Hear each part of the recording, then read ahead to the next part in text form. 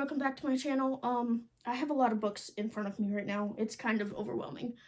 But I have book recommendations by the season for you, and at the end I will tell you my top 3 books of all time. One of them I don't have with me. One of my grandmothers has it. So, anyway, because I like to pass around my tabbed books. Anyway, let's get into it. So, starting in spring, The Starless Sea by Erin Morgenstern. I read this at the beginning of summer 2024. It got me out of a reading slump. I rated it 5 stars. It was so good. Even if the characters might lack some depth with critical reading, I just really enjoyed the atmosphere of the story. Go in for atmosphere and a little bit of chaos. Don't go in for well-rounded characters. The only thing you really know about the main character is literally his Harry Potter house. That's it. But yeah, I really enjoyed it at the time because I was not really into the booktube and bookish spaces yet. The Last Word, Wisdom from the Harlem Renaissance by Nikki Grimes. This one I read February of my senior year of high school. I read it for Black History Month. It was on the Black History Month display. I really enjoyed this one. It's quite a short read. And I honestly wish I had a copy here because this book is refreshing. Like, I think I was in the middle of reading Throne of Glass at the time, and I picked this up. It was honestly so refreshing compared to what I was reading at the time. So I really do recommend reading that one. Daughter of the Moon Goddess by Sue Lynn Tan. This one, the imagery of, like, the settings and especially, like, the moon and stuff like that and the way it's described, is just so spring to me. Honestly, another refreshing read. It's a romantasy. I really liked this duology. Now, there is a fake-out death at the end of the second book, and there's a love triangle. But I really liked the fake-out death. It really, really got me in the feels. Like, I was sobbing because of the fake-out death, because the way that the death actually happens, it just, honestly, it warmed my heart and made me sob. Trust the Emerald Sea. This is by Brandon Sanderson. This is a good Cosmere starting point for standalone entries into the Cosmere universe. Trust the Emerald Sea is, like, very vibey. It is basically Princess Bride, but make it Cosmere and make it silly. Girl Serpent Thorn. It's a 3-star read, but 5-star message, so I think I settled on a 4-star when I rated it. I really liked the audiobook because it's really hard to pronounce the names and stuff like that. But if you do end up reading it physically, definitely read the author's note. It's at the end of the book, but read it beforehand because it gives you some behind the scenes on the mythology and everything. Their Eyes Were Watching God. This is the only book I have physically from this list, by Zara Neale Hurston. And I really like this one. I read it in my AP Lit semester that I took in senior year. And honestly, it's one of my favorite new beginning stories. So, like, it's about this woman who wants to escape who escapes an arranged marriage by just walking away. And ends up walking into a narcissistic, verbally abusive marriage, and then again tries to begin again. So it's basically like third time's a charm new beginning story. And I just find that the journey that the main character goes on is just really powerful, and I highly recommend it. This is also a piece of African American literature, so definitely pick this one up. The Daughters of Izdihar. This one I really enjoy. It's a fictional, like, world, but I see inspiration from the Middle East, and it talks a lot about women's rights specifically. Like, the whole premise of the story is that one woman wants to get into magic school but can't without a husband, and the other woman has very strong, uncontrollable magic, and they end up coming together in like this women's rights advocacy group. And honestly, I need to read the second book because the way it ends, A Botanical Daughter is a horror, and it's really, really good. It's really planty. It takes place in a greenhouse in 1800s England. And if you don't like mushrooms, you don't like sentient plants, or honestly gruesome, there's a couple gruesome scenes in it. If you don't like that, don't read this. If you're a homophobe, don't read this. But if you're a homophobe, get off my channel. So yeah, that is by Noah Medlock, I'm pretty sure.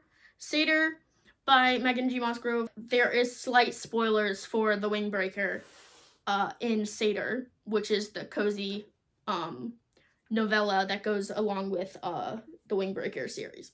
So that is the only disclaimer I have for there. Uprooted by Naomi Novik is another earthy story. It's very eerie, so you might be like, why are you recommending this for me for spring when you read it? But actually, I feel like the earthiness and the eeriness of it is very spring coded, because it's, I don't know, just like the earthiness of it and the whole thing of it surrounding the woods and everything, it just feels very spring to me.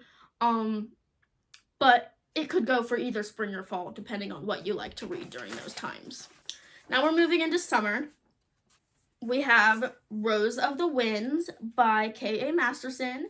Obviously I tabbed this one for no other reason than I wanted to tab it. But this one is a pirate story. Again, you might get fall from this, you might not, but I feel like a pirate story that takes place on a ship gives summer to me. And yeah, this is also by one of my author friends. So be nice to Megan and be nice to K.A. Masterson. Anyway, Red, White, and Royal Blue. This is a romance. Who doesn't like a romance during the summer? Warbreaker by Brandon Sanderson. This is another good standalone entry into the Cosmere. It is also, I feel like, required reading for the Stormlight Archive, which is one of my favorite series of all time. So if you enter into the Cosmere through Warbreaker, you're already a step ahead of people who just start with Mistborn or start with Trust of the Emerald Sea. Catfish Rolling is a very, I feel like, breathy story. It's honestly might be eerie to some people. After the earthquake in 2011 in Japan, Japan broke into zones of time where time would move slower or faster, or just move normally. It's honestly like eerie in that way, but it also feels like a breath of fresh air because it leans more cozy than some of the other fantasy. So I really enjoyed that one. Again, I'm gonna bring back Megan G. Musgrove for The Wingbreaker. This one feels very summery to me, because it feels summery to me because of the kingdom that it takes place in, and also it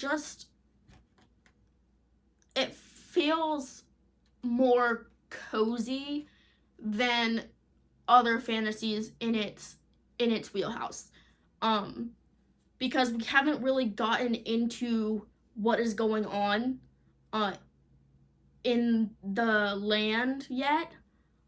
But don't go into it expecting like no violence or whatever, like a normal kind of cozy fantasy. This is an epic fantasy. I want to make that clear. It just feels summery to me because of the brightness of some of the story and the descriptions. Red Azalea by Anchi Min. This is the only time you will see me put a memoir on a list. This was one of my favorites of 2025 because, like, I can't write someone's life like a between 1 and 5, it's obviously gonna be a 5 because like you can't rate it. So I just default it to 5 stars. You can't rate someone's life, like, but it's a really good memoir, especially because the author is bisexual.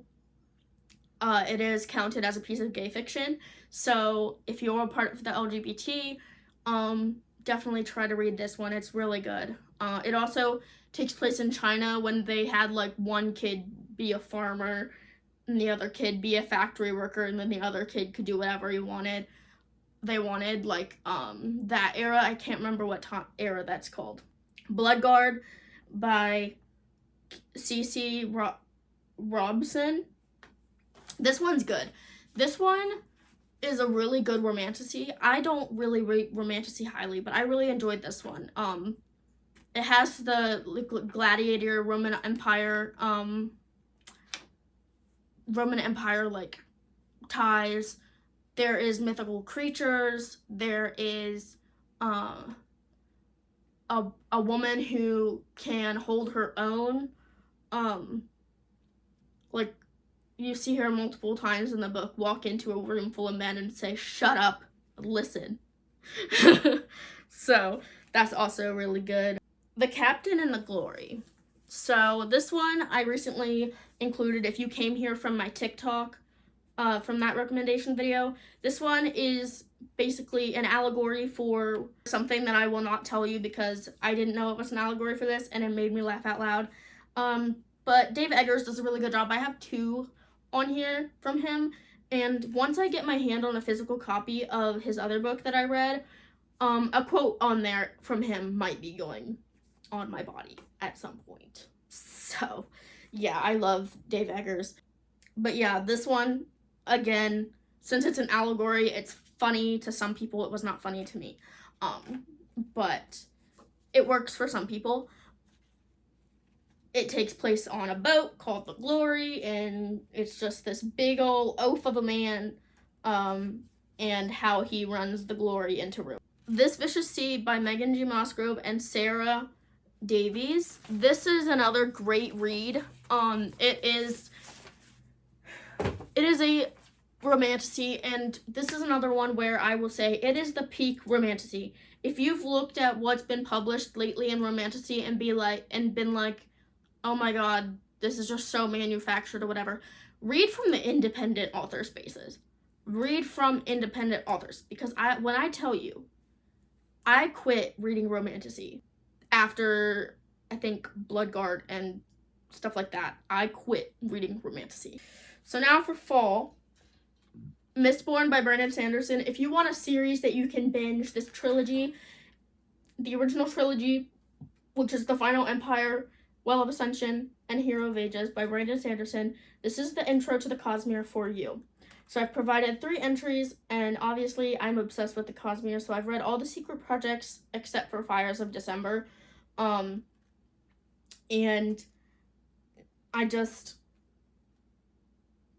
it's great. I wouldn't say I read all of them because I only read the Cosmere adjacent ones. But yeah, definitely Mistborn. The Lies of Locke Lamora. So this is the first book in the Gentleman Bastards series. It's a trilogy right now because Scott Lynch hasn't written the 5th book, or 4th book.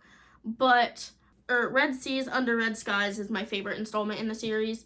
But overall, this is just a very good series. In a city inspired by Venice, we start meeting Locke as a child, and then we meet his little crew, and we follow them throughout all of their lies and thieving and stuff, and yeah, so that's that. Scott Lynch, please, I'm begging you, give me the 4th book. There's supposed to be 7 in the series, and I can't live with the way that the 3rd one ended. Please. Please. The Starless Crown by thriller author James Rollins. I did not know I needed a fantasy from a primarily thriller author. I've never read James Rollins thrillers. I don't have any desire to, but the way that a thriller author can write a perfectly paced fantasy. I have had no pacing issues with James Rollins' fantasy. And you know why? It's because he originally wrote thrillers. Argue with me all you want, I will not listen. The Nightingale by Kristen Hanna. I don't know what to say with this one.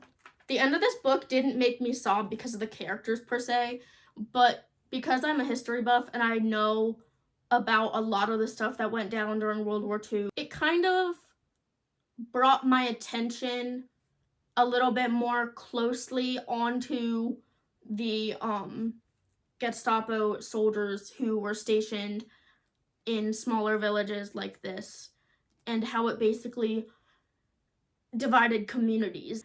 And it just recontextualized a lot of things involving smaller villages and the women during World War II. So, highly recommend The Nightingale. You can see I tabbed the hell out of this book near the end. So, highly recommend that one. I'm probably gonna have a book collapse soon. Resistance by Anita Shreve. This one, it's an older book, I believe, but it's another World War II fiction. It's a love story. Read it purely for the dick joke.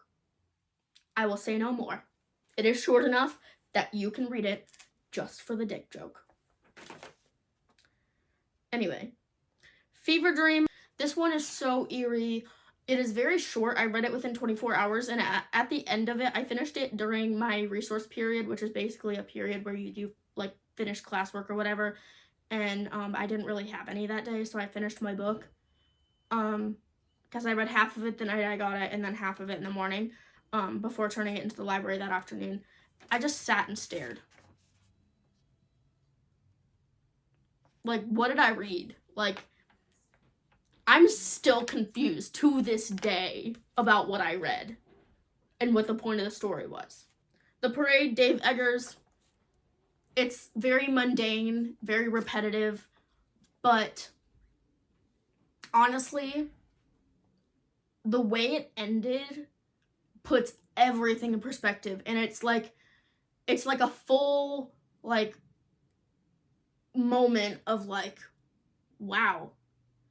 It just honestly kind of ruins your faith in humanity for a moment. But yeah, a quote from that book, especially some of the ones near the end, are really, honestly, it's very symbolic of how I feel like we're all living, is get up, go to work, and do it all over again until you fall into your coffin. Like, Dave Eggers is, like, perfect at writing, like, these short stories that at the end have you either staring at a wall or just... Swordcatcher by Cassandra Clare. I read this within the span of, like, I read half of it, like, over a few days, and then the other half I read during a 24-hour readathon that I didn't even end up posting on my channel, back in the winter of 2024, I think. It's just immaculate vibes, honestly. The Five by Hallie Rubenhold. I tabbed this one. This basically gives the victims of Jack the Ripper back their lives. A common misconception is that they were all prostitutes. They were not. Most of them were just people who had to turn around and live on the streets. Either because of addiction, most of them because of addiction, and others because of a choice to become a prostitute. They were not all prostitutes. Most of them were just women who, if circumstances were different, would have gotten the help they needed and wouldn't have ended up on the streets and at the end of a butcher's knife. The Godless by Ben Peake. This one is also another one that the vibes are immaculate. Keeper of the Lost Cities. If you want something to read in place of Harry Potter because you don't support the author, Keeper of the Lost Cities is a great alternative. I think the Akane series is by Lynette Noni is also a good one, but I haven't personally read that one. I've made it up to book 7 of Keeper of the Lost Cities. This is a very YA series, but it kind of follows the same thing as Harry Potter, whereas the Lynette Noni series, I think there's only like 5 books and then novellas. This one is like every year is a book. So like first year is first book, second year, second book. You know, it goes in the same pattern as Harry Potter, and I think it goes up to 9. If you want something that follows the pattern of Harry Potter, but a lot cozier, honestly, definitely read Keeper of the Lost Cities. Shannon Messenger. Gallant by V.E. Schwab. This is a great audiobook, or even if you get the physical copy, because there's pictures, it is very eerie. Again, another YA book, but it is very eerie. It is very good. It's a very short read. Wool by Hugh Howry. Obviously, I have an old copy. If anyone knows where I can get the these covers of Wool specifically, I know they're like the half covers, honestly, but I love the vibe of these covers, and I wish I could have them all like this. But yeah, this one, again, it's post-apocalyptic story, and it has a lot of mystery running through it. There's also an Apple TV adaptation. So yeah, definitely pick this one up. The vibes are also immaculate for that one. The Tethered Mage by Melissa Caruso. This series has 3 books, and they're all amazing. You can see I've read this copy, but it's like, and my friend has read it. It's pretty darn floppy, if I do say so myself. This one, a YA series. This is like so good. The second book is my absolute favorite. This is so good. Something Happened by my friend Arthur Avalos. This is a dysfunctional family going camping. It's a literary thriller with a dash of slash, and I highly recommend this for around Halloween time because obviously a dash of slash in here, which basically means it has a little bit of what you guys love in a slasher horror. An Illusion of Thieves by Kate Glass. This one's great. I still need to continue the series. I need to write a series spreadsheet and actually work on that because I have a lot of these that I just have. This one, the only reason I have this copy, actually, funny enough, I'm going to let you in on this little secret. Because it's from behavioral health at the hospital, because I checked myself into the hospital in August. So, be strong like me. Don't listen to anyone who tells you horror story, tells you things to get you to keep you from getting help. Getting help is very, very healthy and very, very strong. It takes a very strong person to do so. So, I will keep this forever, even if I don't like the rest of the books, because, like, it's just a little souvenir from when I actually overcame my fears of the hospital behavioral health unit, and I went in and got the help I need. But overall, that's just it's an immaculate story. I loved it. Annihilation by Jeff Vandermeer. This series, I actually started the audiobook of the first one a long time ago, and then I was riding in the car with my friend, and they have audiobooks on all the time, and so they had Annihilation, the first one, on, and I was just listening to it, and I'm like, oh my gosh, this sounds so familiar. I go and check my Libby, and believe it or not, I had checked that one out at some point. So I put it back on, I listened to it, and now I'm on book 3. I'm gonna check out the 4th book audiobook at some point, but I don't think I'm ready quite yet. But yeah, those are the recommendations for fall. Moving on to winter. A Dowry of Blood by S.T. Gibson. This one is like basically about the brides of Jack Dracula. I didn't know that there was a novella and a second book in this series, so I will definitely have to look into that. I listened to A Dowry of Blood on audio. It was pretty good. But yeah, these are my recommendations from the last 3 years that I've been on, or Goodreads, because I imported most of these from my Goodreads, and then some of them are ones I read more recently on Fable. The Witch Collector by Carissa Weeks is a really good one. The vibes are immaculate. The Lost Siren is by Raven Storm, and my disclaimer with that one is a why choose.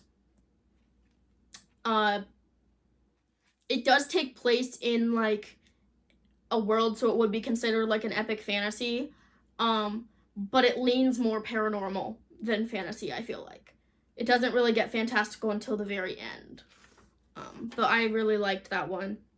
The Ruin of Kings.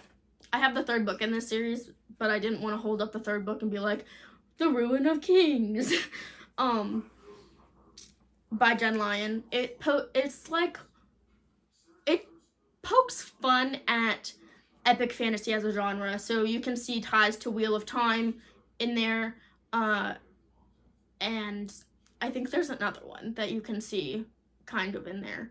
But basically everything is like really convoluted, and like there's like reincarnations and stuff like that. So like it's humorous, but also dark.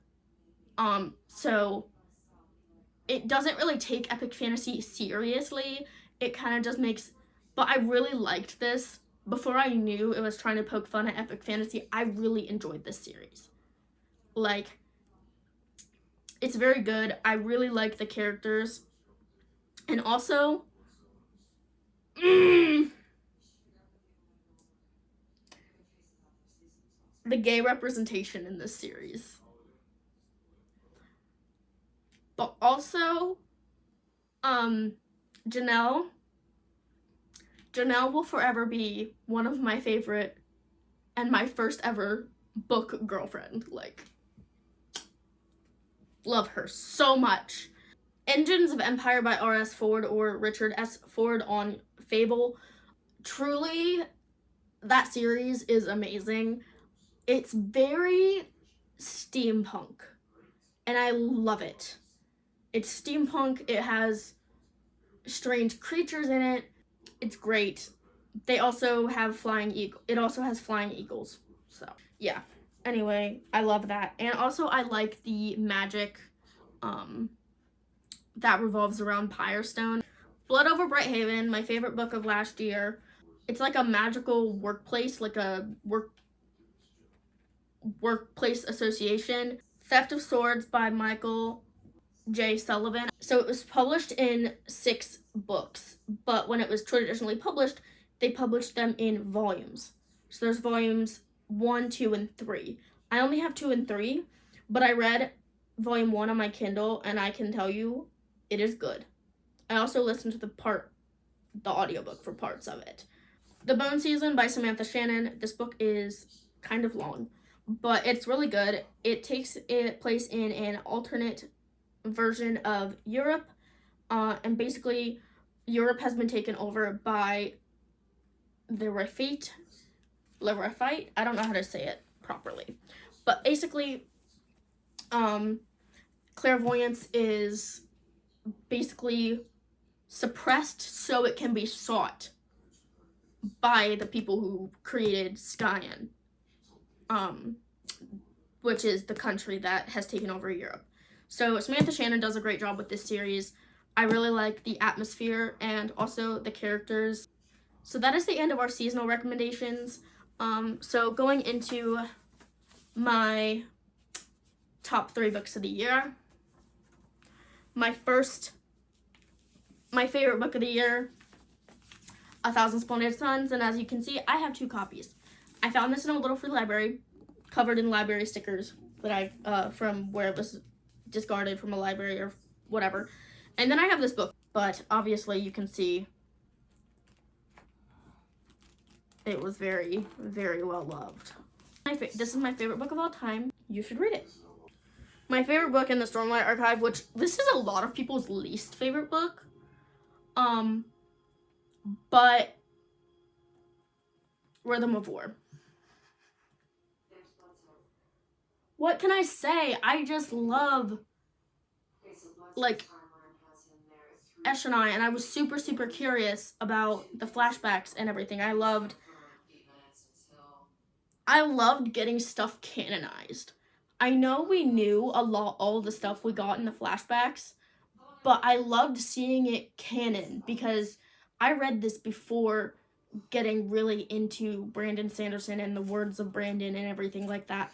So reading this before I got the information that the fandom had already known most of everything, if not everything, that was explored in the flashbacks, I loved.